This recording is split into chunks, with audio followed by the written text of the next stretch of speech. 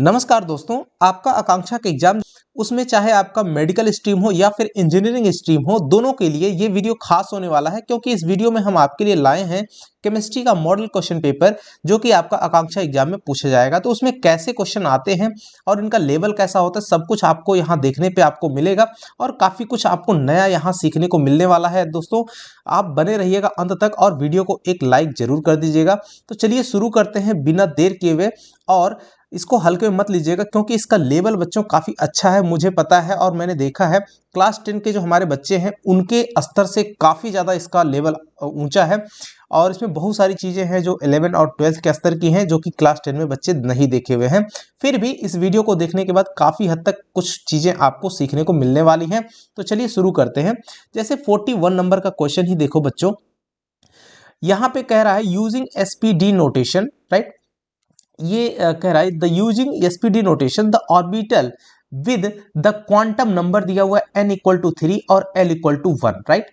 और उसके कह रहा है विल बी, तो आपको बताना है कि जो एसपीडी संकेतन है उनके द्वारा जो क्वांटम नंबर ये दिए हुए हैं उनके लिए जो कक्षक होगा यानी ऑर्बिटल होगा वो कौन सा होगा, ये आपको बताना है। तो ध्यान देना, एक चीज आपको बता रहा हूं, ये क्वेश्चन अगर ऐसा क्वेश्चन कभी भी आता है तो आप कभी गलत नहीं करोगे। चलिए इसके लिए मैं आपको बताता हूं कि जो क्वांटम नंबर n और l दिए हुए हैं उनके लिए कैसे आप जो है ऑर्बिटल डिसाइड करते हो। तो यहाँ पे आपको एक चीज याद रखनी पड़ेगी। देखिए n जो होता है, n आप ध्यान देंगे, n जो आपका इंडिकेट करता है क्या चीज है, ये आपका ऑर्बिटल को रिप्रेजेंट करता है, ये आपका ऑर्बिट को रिप्रेजेंट करता है, ऑर्बिट, राइट। और जो l होता है, l रिप्रेजेंट करता है किसको, ऑर्बिटल को। बिल्कुल ध्यान देना, ऑर्बिट का मतलब होता है k, l, m और n, राइट। ये आपका हो गया और ये 1 हो गया, 2 हो गया, 3 और ये 4 होता है, राइट। अब हमको क्या करना है, अब यहां से देखिए ऑर्बिटल जो होता है इसको हम l से डिनोट करते हैं। आपको यहां पे देखना क्या है, ऑर्बिटल जो होता है जो आपका होता है एसपीडीएफ, एस पी डी और एफ, राइट। तो ये हमारे होते हैं। अब हमको करना क्या है, देखिए मैं यहाँ पे आपको एक टेबल बनाने चल रहा हूँ। इस टेबल में जो वैल्यू है, देखिए सबसे पहले यहाँ पे हम लिखेंगे वैल्यू ऑफ एल, राइट। ये जो एल हमारा क्वांटम नंबर है, इस क्वांटम नंबर की जो वैल्यू होती है उस पर डिपेंड करता है हमारा जो ऑर्बिटल है वो, राइट। अब यहाँ पे ऑर्बिटल मैं लिख रहा हूं, ऑर्बिटल आप याद रखेंगे कौन सा ऑर्बिटल होगा वो हमको यहां से पता चलेगा। जैसे एल की जो वैल्यू है अगर 0 है, 1 है, 2 है, 3 है, राइट। 0 1 2 3 ये 4 होते हैं। अगर 0 है एल की वैल्यू, एल की वैल्यू अगर 0 है तो हमारा ऑर्बिटल बनेगा एस, याद रखना। अगर 1 है एल की वैल्यू तो एल से ही डिसाइड होगा, एल की वैल्यू 1 है तो ऑर्बिटल रहेगा आपका पी। अगर 2 है तो डी और अगर 3 है तो एफ हो जाएगा, एसपीडीएफ आपका ये तैयार हो गया। इस टेबल को अगर आप बच्चों याद रख रहे हो तो आपको ये जो क्वेश्चन है 41 नंबर में जो आप देख रहे हो, ऐसा क्वेश्चन बिल्कुल आप तुरंत तुरंत बना लीजिएगा। अब चलिए देखते हैं, आपको बताते हैं। जैसे एक एग्जांपल आपको मैं बता रहा हूं, अगर कहीं पर दिया हुआ है n इक्वल टू 2 दिया हुआ है, l इक्वल टू आपका 1 दिया हुआ है, तो इसका मतलब ये कौन से ऑर्बिटल को रिप्रेजेंट कर रहा है। तो ध्यान देना, ये आपका जो 2 है, 2 का मतलब ये l वाला है और वो 2 ऐसे सीधा सीधा लिख जाएगा बगल में। और उसके बाद यहाँ पे l के मान से ही डिसाइड होगा। l 1 है तो कौन सा ऑर्बिटल होगा हमारा, जरा देखिए। l अगर 1 है तो 1 के लिए आपका p बनता है, तो यहाँ पे लिखेंगे 2p, राइट। ये हो गया 2p। अगर आपका n बराबर 3 है, l बराबर 0 है, तो इसका मतलब ये कौन सा ऑर्बिटल, l बराबर 0 है तो क्या लिखेंगे, s लिखेंगे बच्चों। क्या हो जाएगा, s और कितना 3s, राइट। तो ये आपका हो जाएगा 3s। 3 क्या डिपेंड कर दिखाता है, ये जो इधर वाला नंबर होता है ये आपका ऑर्बिट को दिखाता है कि यानी किस ऑर्बिट में है। और उसके बाद ये s दिखा रहा है कि मतलब कौन सा ऑर्बिटल है, उस ऑर्बिट में ऑर्बिटल कौन सा है, राइट। तो ये आपको लोकेट कर रहा है। अब जैसे यहाँ की बात करें, l बराबर 1 है, जैसे इस क्वेश्चन में यहाँ की बात करें l बराबर 1 है, इसका मतलब हमारा क्या बनेगा, p हो जाएगा, राइट। और उसके बाद n की वैल्यू 3 है, इसका मतलब हमारा 3p हो जाएगा। तो इसका आंसर सही क्या हो जाएगा बच्चों, ये 3 नंबर वाला ऑप्शन सही हो जाएगा। आई होप कि अब आप ऐसा क्वेश्चन अगर आपको मिलेगा तो कभी छूटेगा नहीं, कभी गलती भी नहीं होगी बच्चों। आप ऐसा पढ़े नहीं हो लेकिन फिर भी आज इसके बाद आपको ये डिजाइन का क्वेश्चन 100% बना लीजिएगा, ये मेरा विश्वास है, मेरा भरोसा है। चलिए बच्चों अब आगे बढ़ते हैं। 42 नंबर का क्वेश्चन देखिए, ये सीधा स्टेटमेंट और फॉर्मूले वाले क्वेश्चन है। इसमें देखिए क्या रहा है, p by T equal to constant, ये कौन सा लॉ है। देखिए लॉ बहुत सारे हैं, ये जितने लिखे हुए हैं, चार्ल्स लॉ है, बॉयल्स लॉ है, गैलुसेक्स लॉ है। तो ये जो फॉर्मूला है ये एक्चुअली गैलुसेक्स लॉ के द्वारा दिया गया है। ये गैलुसेक्स लॉ है, आपका जो गैसियस लॉ होते हैं उन पे ये सभी हैं। तो इसका सही आंसर 2 नंबर हो जाएगा, गैलुसेक्स का नियम, राइट। अगला है 43 नंबर का, देखिए बच्चों क्वेश्चन कि इन द रेडॉक्स रिएक्शन, जो रेडॉक्स रिएक्शन होता है इसको बहुत अच्छे से समझिएगा, आज ये भी गलत नहीं होगा। अब आपको अगर मिलेगा कभी भी कहीं पर भी तो जरा ध्यान देना, ऑक्सीडेशन और रिडक्शन की बात करता है, यानी ऑक्सीकरण और अपचयन की बात करता है। तो कब ऑक्सीकरण होगा, कब अपचयन होगा, यानी कब ऑक्सीडेशन होगा, कब रिडक्शन होगा, तो उसको हम लोग समझते हैं। देखिए हम यहाँ पे आपको बताएंगे, देखिए रेडॉक्स रिएक्शन में देखिए जैसे ही जो ऑक्सीडेशन नंबर होता है, इसको समझने के लिए देखिए एक चीज हमको देखना पड़ेगा, ऑक्सीडेशन नंबर, राइट।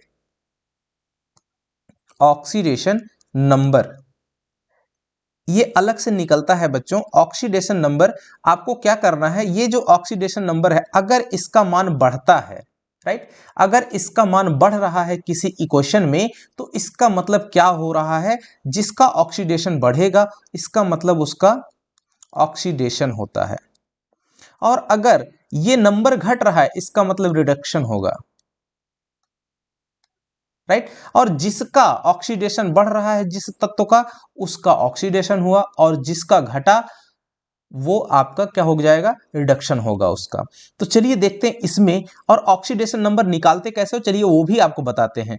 जैसे यहाँ पे ये फ्री आपका एक ही तत्व है, राइट, तो 2K जब फ्री रहेगा तो इसकी ऑक्सीडेशन नंबर, यहाँ पे पोटेशियम जो है उसकी ऑक्सीडेशन नंबर क्या हो जाएगी, 0 बाईं तरफ। उसके बाद जो F है उसका भी आपका 0 हो जाए क्योंकि ये फ्री है। अब जरा मैं आपको बता दूं कि देखिए जो पोटेशियम है इसका परमाणु क्रमांक होता है 19। बच्चों ये आपका क्या बनता है, इलेक्ट्रॉनिक कॉन्फ़िगरेशन यानी इलेक्ट्रॉनिक विन्यास 2 8 8 और 1। जबकि जो फ्लोरीन है F, इसका होता है 9 और ये बन जाएगा 2,8 2,7 बन जाएगा बच्चों, राइट। अब यहाँ पर जो K है वो यानी पोटेशियम जो एक इलेक्ट्रॉन है वो निकालने की फिराक में रहेगा हमेशा, कि किसी को दे देगा, यानी कि पॉजिटिव प्लस का 1, इसका ऑक्सीडेशन नंबर जो होता है बाह्य सेल में 1 इलेक्ट्रॉन हो गए तो हम लिखते हैं प्लस का 1। और फ्लोरीन के लिए जो चार्जेस क्रिएट होते हैं वो -1, एक चार्ज वो भी नेगेटिव क्रिएट होता है, ये ध्यान रखेंगे। तो ये भी हमको यूज करना पड़ेगा कब, जब हम लोग इसका ऑक्सीडेशन नंबर निकालेंगे तब। तो देखिए अब ऑक्सीडेशन नंबर में यहाँ पे ये पोटेशियम अकेला है, फ्लोरीन भी अकेला है, तो पोटेशियम का भी ऑक्सीडेशन नंबर 0 हो जाएगा, फ्लोरीन का भी 0 हो जाएगा, राइट। यहाँ पे मैं दोनों का ऑक्सीडेशन नंबर लिख दिया मैंने। अब जो राइट साइड में है KF, अब ये आपका कंपाउंड बन गया, यानी कि एक यौगिक बन गया, दोनों मिले हुए हैं, यानी कि पोटेशियम और फ्लोरीन मिल करके एक तत्व बना दिए, इसमें 2 हैं। अब इसका कैसे निकालना है, तो देखिए जो 2 लिखा हुआ है तो 2 को ऐसे लिख देना है 2 और इनटू में लिख देना है क्या, K का अगर आपको निकालना है, जिसका निकालना है तो उसको X मान लीजिए। K का निकालना है तो हमने मान लिया कि K का ऑक्सीडेशन नंबर X है तो उसकी जगह पे X लिख लिया, प्लस अब जो F का फ्लोरीन का, ये देखिए मैंने बताया था ना, यहाँ फ्लोरीन का जो बाह्य सेल में जितने इलेक्ट्रॉन होते हैं, जैसे जिस नेचर में रहता है, ये आपको ये आपको एक लेने के लिए सोचेगा, जब लेगा तो ऋणी हो जाएगा और जो देगा वो आपका धनी हो जाएगा। तो ये आपका देता है, यानी कि फ्लोरीन नेगेटिव नेचर में रहता है तो प्लस का यहाँ -1 लिखेंगे और बराबर में 0। तो यहाँ से 2, ये देखिए इसमें मल्टीप्लाई होगा, 2 कभी 0 होता नहीं है, x और ये -1 बराबर 0 हो जाएगा। तो x बराबर आपका क्या आ गया, प्लस का 1 आ गया। ध्यान देना बच्चों, ऑक्सीडेशन नंबर जो होता है वो प्लस और माइनस चिन्हों के साथ वो लिखा जाता है। यानी हम किसका निकाल रहे थे, पोटेशियम का, तो पोटेशियम का ऑक्सीडेशन नंबर राइट साइड पे क्या आ गया, यहाँ 0 था, यहाँ पे आ गया 1। अब जरा बढ़ते हैं, और वो भी कैसा, प्लस का 1। अब दूसरा देखते हैं, हमको अगर फ्लोरीन का निकालना है तो फ्लोरीन को x मान लेंगे तो क्या बन जाएगा 2 इंटू, और पोटेशियम का क्या था बच्चों, प्लस का 1 है, यानी प्लस का 1 और प्लस x बराबर 0। तो यहां से x बराबर क्या आ गया बच्चों, माइनस का 1 आ गया। इसका मतलब क्या हुआ कि जो फ्लोरीन है उसका राइट साइड में यहां पर ऑक्सीडेशन नंबर कितना हो जा रहा है, माइनस का 1 हो जा रहा है। यानी अब जरा ध्यान देना, पोटेशियम क्या हुआ, 0 से प्लस 1 हो गया यानी बढ़ा, और फ्लोरीन का क्या हुआ, घटा, 0 से -1 हो गया ऑक्सीडेशन नंबर। जब बढ़ता है तो ऑक्सीडेशन होगा, जब घट गया तो रिडक्शन। तो किसका बढ़ा भाई, पोटेशियम का बढ़ा, तो ऑक्सीडेशन किसका हुआ, पोटेशियम का हुआ। तो सही आंसर क्या है बच्चों, आपको पता चल गया होगा कि इसका सही आंसर क्या हो जाएगा, पोटेशियम, पहला वाला सही हो जाएगा, राइट। तो क्यों, क्योंकि ऑक्सीकरण पूछ रहा है, किस पदार्थ का ऑक्सीकरण हो रहा है, तो भाई पोटेशियम का हो रहा है। और किसका अपचयन भी पूछ सकता था, यानी कि रिडक्शन होगा, तो आपका फ्लोरीन का होता। तो ये आई होप कि अब आपको ये क्वेश्चन भी ऐसे डिजाइन के अब बनाने में कोई दिक्कत नहीं होगी, ऐसा मेरा भरोसा है, विश्वास है बच्चों कि आप समझ गए होंगे ये कॉन्सेप्ट। तो चलिए बढ़ते हैं अगले क्वेश्चन की तरफ। देखिए, एक जो आइसोलेटेड सिस्टम की बात करता है बच्चों, एन आइसोलेटेड सिस्टम। आइसोलेट का मतलब ये होता है, जैसे कोरोना काल में आपने देखा होगा कि भाई आइसोलेट कर दे रहे हैं। आइसोलेट का मतलब है कि भाई उस जिस कमरे में आदमी को ले जाकर के बंद कर दिया, उसका अब बाहरी परिवेश से कोई भी लेना देना नहीं है, किसी भी प्रकार का उससे कोई मिल नहीं सकता है। बस सीधी सी यही कॉन्सेप्ट को आप ध्यान रखिएगा, तो आइसोलेटेड सिस्टम कभी भूलेगा ही नहीं। तो इसका सही आंसर बच्चों 3 नंबर होगा। क्यों, क्योंकि देखिए, there is neither exchange of mass, यानी कि जो मास होता है उसका भी एक्सचेंज नहीं हो सकता आइसोलेट सिस्टम में, नॉर ऑफ एनर्जी, ना तो ऊर्जा का एक्सचेंज हो सकता है, राइट, विद द सराउंडिंग, अपने परिवेश से। मतलब इसके आसपास भाई कोई भी भटक नहीं सकता, बस सीधी सी बात है। ये किसी से रिलेशन नहीं रखेगा, किसी से वास्ता नहीं रहेगा, कनेक्टेड नहीं रहेगा।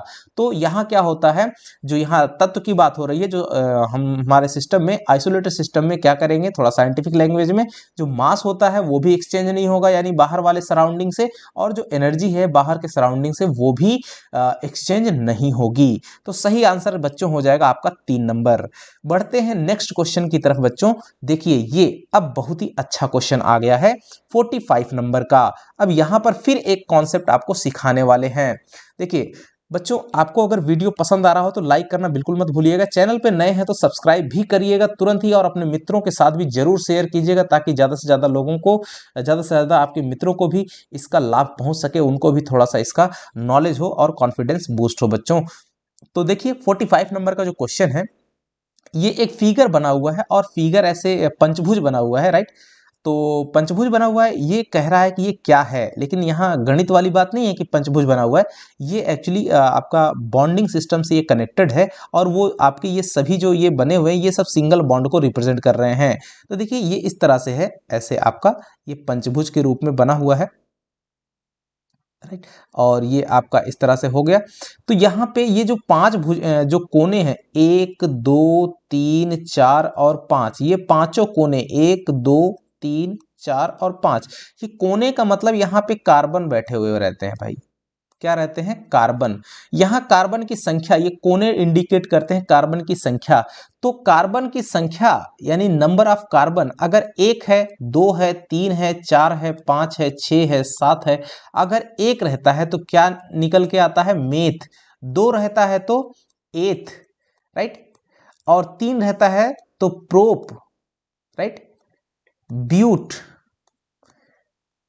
पेंट, राइट, और हेक्स, हेप्ट,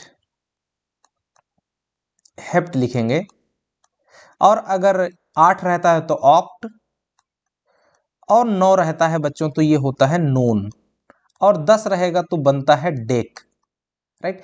ये आप ध्यान रखिए, इतने तो कम से कम याद रखिए, 2 4 6 5 तक तो आप याद ही रखिए, 6 7 तक इतना। अब क्या करना है, अगर ये जो है आपका चूंकि सिंगल बॉन्डेड है, देखिए अब जरा यहां ध्यान दीजिए, ये जो फिगर आपको दिख रहा है, ये फिगर आपको दिख रहा होगा सिंगल बॉन्डेड से कनेक्टेड है। सिंगल बॉन्ड कनेक्टेड का मतलब ये एल्केन ग्रुप का है, राइट। ये क्या है आपका ये एल्केन ग्रुप का है और एल्केन में ये कैसा है आपको दिख रहा होगा, साइकिल के जैसा है, यानी कि अगर जहां से चला यहीं से चला तो देखिए ये इस तरह से घूमते घूमते फिर वहीं पे चला आएगा, मतलब क्या है, साइक्लिक है। तो हम इसको कहते हैं साइक्लिक एल्केन। क्या कहेंगे, cyclic alkane. Alkane, cyclic alkane, right. अब साइक्लिक एल्केन, अब एल्केन तो है चूंकि सिंगल बॉन्ड है तो साइक्लिक एल्केन हो गया। अब यहाँ पे डिपेंड करता है कार्बन की संख्या, यानी इसमें कितने कोने बन रहे हैं, जितने कोने हैं भाई अब उस पे आ जाएंगे, बात करेंगे। 5 कोने हैं, इसका मतलब कार्बन की संख्या 5 है। कार्बन 5 है तो क्या बन जाता है, पेंट। क्या होता है, पेंट का उच्चारण होगा। और साथ ही साथ में चूंकि ये सिंगल बॉन्डेड है तो प्लस का एन, पेंट प्लस एन हो गया पेंटेन। पेंट प्लस एन बराबर हो गया पेंटेन, राइट, पेंटेन। लेकिन कैसा पेंटेन बच्चों, तो ये साइक्लिक है, चक्रीय है, इसलिए हो जाएगा cyclic pentane, cyclic pentane, right. तो ये आपका सही आंसर क्या बनेगा बच्चों, साइक्लिक है तो साइक्लिक से साइक्लो बन जाएगा, साइक्लोपेंटेन इसका सही हो जाएगा बच्चों। तो क्या कहलाता है ये, साइक्लोपेंटेन। इसी तरीके से अगर कार्बन की संख्या क्या अगर 2 रहेगी तो क्या ये साइक्लिक बनेगा, नहीं, कम से कम 3 कार्बन होने चाहिए। तो ये देखिए आपको एक ट्राइंगल फॉर्म बनेगा, एक आपका क्वाड्रिलेटरल बनेगा, एक आपका पंचभुज तो यहाँ पे बना ही हुआ है बच्चों, यहाँ पे देखिए इस तरह से, और एक खटभुज भी बन सकता है, यानी कि हेक्सागन बन सकता है इस तरह से। तो देखिए ये आपको मैंने बना के दिखा दिया। अब अगर 3 है यहाँ पे कार्बन की संख्या, देखिए कार्बन कार्बन यहाँ पे सब जगह पे कार्बन बैठा दीजिए इस तरह से, और ये कार्बन है, ये कार्बन है, कार्बन है, कार्बन है, यहाँ पे कार्बन है। एक्चुअली ये CH2 ऐसे जुड़े रहते हैं, CH2 राइट। यहाँ पर भी CH2, हर जगह पे CH2 ऐसे कनेक्टेड रहते हैं, सिंपल, राइट। यहाँ पे भी CH2, आप देखते रहिए ये सब इनके नाम ऐसे होते हैं कैसे, CH2 यहाँ पर भी CH2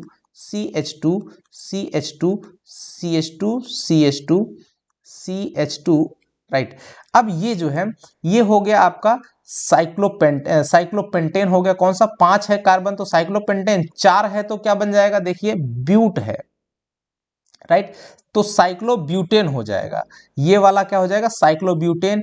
3 है तो साइक्लोप्रोपेन, और 6 है तो साइक्लोहेक्सेन, राइट। आई होप कि आपको बच्चों समझ में आ गया होगा। ये वाला का नाम क्या है, ये वाले का नाम है साइक्लोप्रोपेन। क्या हो जाएगा, साइक्लोप्रोपेन। मैं लिख दे रहा हूं बच्चों ताकि आपको कंफ्यूजन ना हो। ये क्या है, साइक्लोब्यूटेन, साइक्लोब्यूटेन। और ये वाला क्या है आपको बता ही दिए, 5 नंबर वाला साइक्लोपेंटेन हो गया। और ये आपका 6 वाला जो है 6 भुजा वाला साइक्लोहेक्सेन हो गया, राइट। आई होप कि बच्चों आपको ये कॉन्सेप्ट भी अच्छे से समझ में आ गया होगा। अब बढ़ते हैं अगले क्वेश्चन की तरफ, 46 नंबर का, काफी लाजवाब और एकदम बहुत ही स्वादिष्ट क्वेश्चन है। अब कहोगे क्वेश्चन भी स्वादिष्ट होता है, जी हाँ बिल्कुल, क्वेश्चन भी स्वादिष्ट होता है, इसमें भी बहुत जान होती है। देखिए इतना बेहतर है बच्चों कि अब इसमें भी आपको कंफ्यूजन नहीं होगा, क्योंकि ऊपर में जो बातें मैंने आपको बताई हैं ये वाली IUPAC पद्धति में नामकरण के लिए ये बहुत जरूरी होता है। ये आप जान रहे हैं तो आपको बहुत आसान हो जाएगा, नहीं तो बड़ी दिक्कत होने वाली है।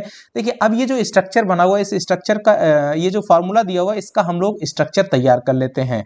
इसका स्ट्रक्चर देखिए, CH3 CH2 CO। CO का मतलब होता है कीटोन, जरा यहीं पर ध्यान दे देना, कीटोन होता है तो इसमें जो उच्चारण होता है वो क्या हो जाता है, ओन, राइट। क्या होता है, ओन, कीटोन, ओन आ रहा है ना, तो वो ओन आपका लास्ट में जुड़ेगा। अब जैसे इसको हम बना लेते हैं, इसका स्ट्रक्चर बना लेते हैं, देखिए तो क्या बनेगा इसका structure, CH3 single bond CH2 single bond, उसके बाद हम लोग क्या लिखेंगे, C, फिर उसके बाद फिर आगे CH2, फिर सिंगल बॉन्ड CH3, इस तरह से बन गया। अब हम क्या करेंगे, यहाँ पे जो C है इसके साथ में डबल बॉन्ड O जुड़ जाएगा, राइट। अब इसको थोड़ा और एक्सपेंड कर दो, इसको थोड़ा और एक्सपेंड कर दो बच्चों, इस चीज को, तो आपको समझ में आने लगेगा। क्या, देखिए C C C C और C, कितने C हैं, 5 C हैं। आप जरा ध्यान दीजिए, 1 2 3 4 और 5। अब सब पांचों बना लिए। यहाँ पे H3 है, ये देखिए H3 बना दिए, H H H बना दिए। उस पे क्या है, 2 H है, यहाँ पे हमने H लगा दिया, बना दिया। अब यहाँ पे डबल बॉन्ड O है, जोड़ दिया। अब उसके बाद CH2 है, यहाँ पर दोनों में देखिए H लगा दिया इस तरह से, और यहाँ पर 3 H है, तो देखिए यहाँ पे H इस तरह से हम जोड़ देंगे, तो ये आपका बन गया। अब ये जो है आपका स्ट्रक्चरल फार्मूला तैयार हो गया। अब यहाँ से हमको नामकरण करना है। फिलहाल हम नामकरण यहीं पर कर लेते बच्चों। देखिए कार्बन की संख्या कितनी है, कार्बन की संख्या बच्चों है कितनी, आपकी 5 है। जब कार्बन 5 है तो यहाँ पे आप देखिए ऊपर में वो क्या कहलाता है, पेंट कहलाता है, यानी कि पेंट। और इस स्ट्रक्चरल फार्मूले में आप देखेंगे एक फंक्शनल ग्रुप है जो कि है आपका कीटोन, यानी कि ओन जुड़ेगा। तो मेथ एथ प्रोप ब्यूट पेंट, पेंट के साथ में क्या जुड़ जाएगा, पेंट, और फिर ओन भी लगेगा, राइट, ओन।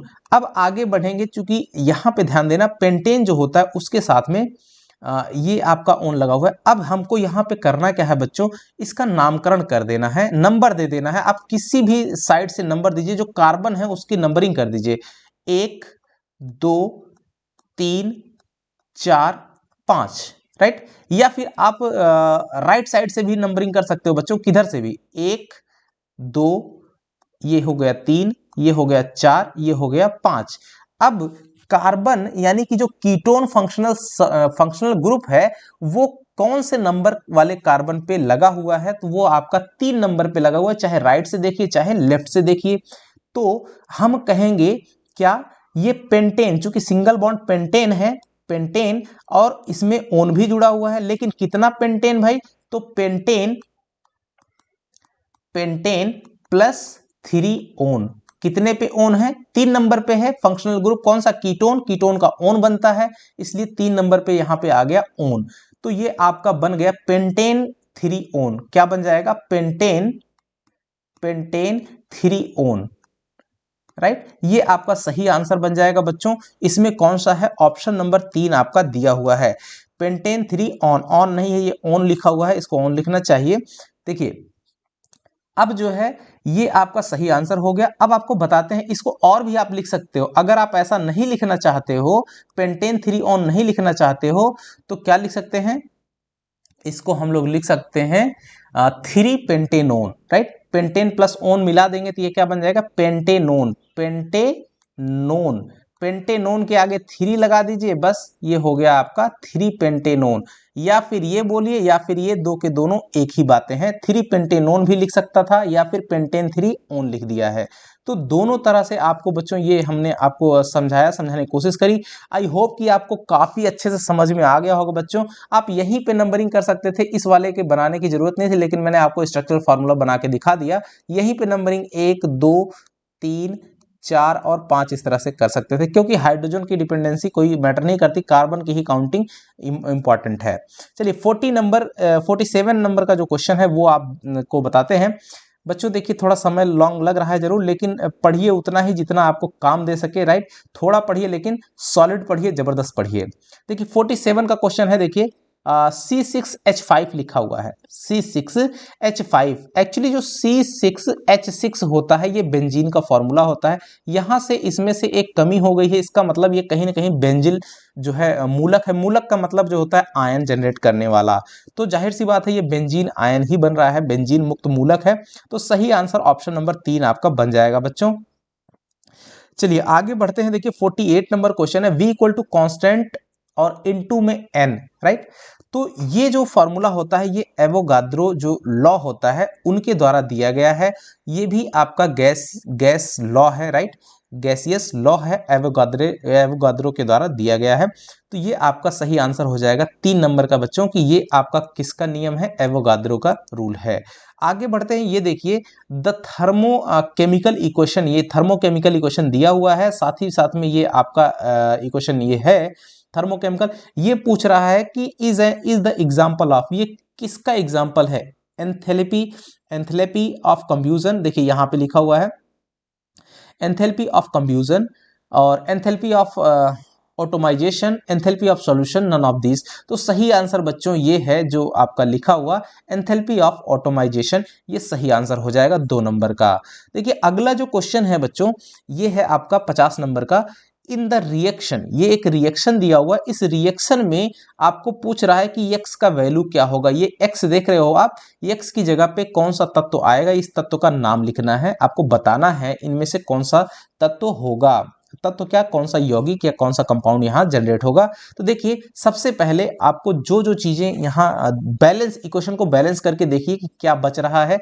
तो यहाँ पे Mg है, अलग अलग तत्वों को नाम लिख लीजिए। Mg है, H है, कार्बन है, ऑक्सीजन है, आई होप, और यहाँ पे कैल्शियम भी है, Ca है, राइट। Mg यहाँ पे है, Mg यहाँ पे है, इसका मतलब Mg से काम खत्म हो गया। अब हाइड्रोजन को देखो, हाइड्रोजन की संख्या काउंट करिए बाएं साइड में, इस साइड में हाइड्रोजन कितना है, देखिए एक यहाँ पे डबल है यानी कि 2 हो गया, और 2 उसके बाद 2 दूनी 4 और दूनी 8। तो यहां से हमारे पास हाइड्रोजन की संख्या कितनी मिल जाती है, देखिए यहां से आपका 2 हो गया और प्लस यहाँ पे 2 है और 2 दूनी 4, राइट। तो ये 4 यानी कि 6 हाइड्रोजन हो गया बच्चों। हाइड्रोजन की संख्या कितनी हो गई, 6 बाएं साइड में, तो 6 दाहिने साइड में होनी चाहिए। तो देखिए यहाँ पे 2 दूनी 4 हाइड्रोजन हो गया और साथ ही साथ में 4 2 6, यानी कि राइट साइड में भी 6 हाइड्रोजन है। इसका मतलब हाइड्रोजन का भी काम आपका खत्म हो गया। अब देखते हैं कार्बन। कार्बन की संख्या देखिए राइट साइड में कुछ भी नहीं है और लेफ्ट साइड में आपका है कार्बन। कितना कार्बन है, कार्बन की संख्या बच्चों लेफ्ट साइड में 2 है। इसका मतलब हमारा जो कार्बन है हम यहाँ लिखेंगे, अभी बचा हुआ तत्व है कार्बन, राइट, पहला बचा तत्व मिला। उसके बाद कैल्शियम भी राइट साइड में नहीं है, इसका मतलब कैल्शियम भी बचेगा। कितना कैल्शियम है, यहाँ देखिए कार्बन 2 है और कैल्शियम की संख्या कितनी है, कैल्शियम भी आपका 2 है। आगे देखिए यहाँ पे हम लोग देखेंगे, अब ऑक्सीजन देखते हैं। ऑक्सीजन 3 दूनी 6, यहाँ पे 6 हो गया और प्लस यहाँ पे भी देखेंगे और 2 है और 2 दूनी 4, 6 4 10, ये कितना हो गया, ऑक्सीजन हमारा कितना है, ऑक्सीजन 10 है बाएं साइड में। अब दाहिने साइड में ऑक्सीजन की संख्या देखेंगे, 2 ऑक्सीजन यहाँ पे है और साथ में 2 ऑक्सीजन यहाँ पे है, मिलाएंगे तो ये 4 ऑक्सीजन हो गया। राइट साइड में कितना है, 4 ऑक्सीजन। कितना अभी भर सकता है, तो भाई 6 ऑक्सीजन अभी आपको मिल सकता है, राइट। तो ऑक्सीजन 6 हमको मिलेगा। अब यहाँ पे एक है कैल्शियम, ऑक्सीजन, राइट, और कार्बन, ये 3 हो गए। तो कैल्शियम तो हमने लिख ही लिया, राइट। तो ये इस तरह से हो गया। अब बचे हुए तत्व कौन से हैं आपके, सिर्फ और सिर्फ इतने ही बचे हुए, इनको हमने लिख लिया है। अब जरा ध्यान देंगे, इसी को हमको करना है क्या, तो यहां से जो तत्व बनेगा देखिए CaCO3 बन जाएगा, लेकिन यहाँ पे ट्वाइस कर देंगे तो ये बैलेंस बन जाएगा। ये 2 जो बताता है ये आपको अणुओं की संख्या बताता है। तो अणुओं की संख्या कितनी है उससे नहीं मतलब है, सिर्फ इतना ही आपको वो अणु यानी कि वो जो यौगिक है वो बना देता है, यानी कि ये वो फार्मूला है आपका CaCO3, जिसको बोलते हैं कैल्शियम कार्बोनेट, यानी कि X की जगह पे ये वाला तत्व बनेगा। ऑप्शन नंबर 2 में जो दिया हुआ है कैल्शियम कार्बोनेट बच्चों, ये सही हो जाएगा ऑप्शन नंबर 2। आई होप कि आपको ये सभी कॉन्सेप्ट समझ में आया होगा, ऐसे ही आपको करना है। आगे बढ़ते हैं, देखिए 51 नंबर क्वेश्चन है बच्चों कि प्रोड्यूसर गैस किसका किसका मिक्सचर होता है, तो Cu+N2 का मिक्सर होता है प्रोड्यूसर गैस, याद रखिएगा, काफी इंपॉर्टेंट है। और आगे चलते हैं, इसमें 52 नंबर का क्वेश्चन देखते हैं। The number of sigma bond, काफी जबरदस्त क्वेश्चन है बच्चों। सिग्मा बॉन्ड आपको कैसे काउंट करना है, और बहुत आसान भी होता है, ये भी आपको बता दें। मॉलिक्यूल, जो ये मॉलिक्यूल दिया हुआ है इसका, इसमें आपको बताना है सिग्मा बॉन्ड कितने होते हैं। आपको बता दें, एक होता है सिग्मा बॉन्ड और एक होता है पाई बॉन्ड, ये 2 तरह के बॉन्ड होते हैं, राइट। एक तो सिग्मा बॉन्ड और एक आपका बच्चों मैंने आपको बताया कि पाई बॉन्ड। तो ये दोनों बॉन्ड होते हैं, दोनों में इसमें पूछा है कि सिग्मा बॉन्ड की संख्या कितनी है इस जो मॉलिक्यूलर स्ट्रक्चर है इसमें। तो इसको हम थोड़ा सा और सही से बनाते हैं तो आपको वही काउंट करने को मिल जाएगा। देखिए CH2 जो लिखा हुआ है, तो यहाँ पे कार्बन की पहले हमको तैयारी कर लेनी है। कार्बन डबल बॉन्ड, फिर डबल बॉन्ड C है, फिर सिंगल बॉन्ड C है। अब हाइड्रोजन बैठाइए, यहाँ पे 2 हाइड्रोजन है, हाइड्रोजन को बैठा दी जैसे हमने पीछे बताया था वैसे ही। अब इसके साथ में दूसरे, इस वाले के साथ में कोई हाइड्रोजन नहीं है, यहाँ पे 1 हाइड्रोजन है, तो 1 हाइड्रोजन इसके साथ में यहाँ पे लगा देंगे। अब ये CH3, इसके साथ 3 हाइड्रोजन है, तो 3 ऐसे लाइन सिंगल बॉन्ड के साथ में कनेक्ट कर देना है आपको। अब ये आपका स्ट्रक्चर बन गया पूरा पूरा ये वाला। अब इसमें आपको काउंट करना है बच्चों कि सिग्मा कौन होता है, पाई कौन होता है। आपको बता दें, सिग्मा बॉन्ड जो होता है वो सिंगल बॉन्ड को इंडिकेट करता है कि नंबर ऑफ सिंगल बॉन्ड, और पाई बॉन्ड जो होता है नंबर ऑफ डबल बॉन्ड, वो आपको बताता है। तो देखिए यानी कि इसमें जो सिग्मा बॉन्ड है, एक यहाँ पे सिग्मा बन गया, एक यहाँ सिग्मा बन गया, एक यहाँ सिग्मा बनेगा। जहां डबल बॉन्ड रहेगा वहां बच्चों एक सिग्मा काउंट करना है। यहाँ पे सिग्मा बन गया, एक यहाँ सिग्मा बना, यहाँ सिग्मा बना, ये सिग्मा है और ये वाला है सिग्मा, यहाँ बन गया आपका। अब इनको काउंट कर लीजिए कितने सिग्मा बने। और पाई की अगर बात करें तो यहाँ पे ये पाई बन गया, ये एक और ये दूसरा पाई बन गया, तो 2 पाई बॉन्ड बन जाते हैं। पाई बॉन्ड अगर पूछता है इसमें तो कितने बनते हैं? 2, लेकिन सिग्मा पूछा है कितने बनेंगे? 1 2 3 4 5 6 7 8 और 9। तो कितने सिग्मा बॉन्ड बनेंगे डियर? तो इसमें ऑप्शन नंबर 2 आपका सही हो जाएगा। 9 सिग्मा बॉन्ड्स हमको इसमें मिले हैं। तो आई होप कि आप बच्चों सिग्मा बॉन्ड और पाई बॉन्ड को भी बनाना अच्छे से सीख गए होंगे, ऐसा मेरा भरोसा है। मुझे विश्वास है कि आप अब गलती नहीं करेंगे ऐसे क्वेश्चन में, यानी सिग्मा और पाई बॉन्ड आराम से बना लीजिएगा। चलिए देखते हैं आगे। और इसमें देखिए 53 नंबर का जो क्वेश्चन है, the IUPAC name of the product obtain by the ozonolysis of three four dimethyl hept 3NR, right. तो इसके द्वारा जो IUPAC नाम बन रहा है ना, तो आपको बताना है कि जो ओजोनी अपघटन होता है उसके पश्चात बनने वाला जो उत्पाद होगा उसका IUPAC नाम क्या होगा, राइट। तो ओजोनोलिसिस कर देना है इसका, तो इससे जो उत्पाद बनेगा वो क्या होगा। तो आपको बता दें बच्चों, इसका ऑप्शन नंबर 3 आपका सही हो जाएगा। लेकिन इसमें थोड़ा सा डाउट है, यहाँ ब्यूटेन 1 होना चाहिए मेरे हिसाब से। ब्यूटेन 1 ओन तथा पेंटेन 2 ओन होगा, राइट। आप लोग एक बार चेक जरूर कर लीजिएगा ब्यूटेन 1 होगा कि ब्यूटेन 2 होगा। मुझे लग रहा है कि ब्यूटेन 1 होना चाहिए। आगे देखिए 54 नंबर का क्वेश्चन देखिए बच्चों, निम्नलिखित में से कौन वायु प्रदूषक नहीं है? भाई हाइड्रोजन सल्फाइड होती है, नाइट्रोजन नाइट्रस ऑक्साइड भी होती है और कार्बन मोनोऑक्साइड भी होती है। कौन नहीं होती है भाई? तो हाइड्रोजन गैस नहीं होती है। अगला 55 क्वेश्चन देखिए बच्चों, BRF5 ये पूछ रहा है कि ये किस शेप में होगा। टी शेप है, बेंट है यानी कि मुड़ा हुआ है, और यहाँ पे स्क्वायर पिरामिडल है, राइट। तो इसका जो सही आंसर है बच्चों वो है स्क्वायर पिरामिडल शेप में ये होता है BRF5, राइट। 56 नंबर का क्वेश्चन देखिए बच्चों, फॉर एसिडिक सॉल्यूशन यानी कि जो अम्लीय विलयन होता है उसके लिए ये जो आपका हाइड्रोनियम आयन है उसका वैल्यू किसके बराबर या कितना होना चाहिए। तो हाइड्रोनियम आयन जो होता है यानी H3O+ को इसको हाइड्रोनियम आयन बोला जाता है। इसका मान आपको एसिडिक सॉल्यूशन के लिए कितना होता है बच्चों? ये ग्रेटर देन 10⁻⁷ जो m होता है, राइट। तो ये आपका सही हो जाएगा ऑप्शन नंबर 2। आगे बढ़ते हैं, याद रखिएगा इसका उल्टा यानी कि बेस सॉल्यूशन के लिए इसका ठीक उल्टा हो जाएगा। 57 इन द रिएक्शन। और बच्चों आपको बताएं कि ये लास्ट क्वेश्चन है, चूंकि वीडियो बहुत बड़ा हो जा रहा है इसलिए अब हम लोग यहीं पर इसको एंड करेंगे। आई होप कि इसमें आपने काफ़ी सारी नई चीज़ें सीखी होंगी और आपने एंजॉय किया होगा। अगर आपको ज़रा सा भी लगा होगा कि हमने इसमें कुछ नया सीखा है तो ज़रूर हमें कमेंट करके अपना फीडबैक ज़रूर देते रहिएगा बच्चों, ताकि हम अपने अंदर इम्प्रूवमेंट ला सकें और आपको और अच्छे से अच्छे तरीके से बताने की कोशिश कर सकें। देखिए यहाँ पे देखिए इन द रिएक्शन, ये रिएक्शन दिया हुआ है, इसमें आपको आगे कौन सा प्रोडक्ट बनेगा। देखिए 2K है, यहाँ पे 2HCl है, तो ये पोटेशियम यहाँ जाकर के रिएक्ट करता है, रिप्लेस करेगा हाइड्रोजन को, तो यहाँ पे बन जाता है 2KCl और प्लस H2 आपका जनरेट होगा। तो ये आपको तत्व बन जाता है KCl यानी कि पोटेशियम क्लोराइड और हाइड्रोजन गैस बन जाती है। तो आपका सही हो जाएगा ऑप्शन नंबर 2 बच्चों, KCl यानी पोटेशियम क्लोराइड और हाइड्रोजन गैस। तो सही आंसर आपका 2 नंबर हो जाएगा। तो ठीक है बच्चों, मिलेंगे कुछ और वीडियो के साथ में, तब तक के लिए नमस्कार, जय हिंद बच्चों।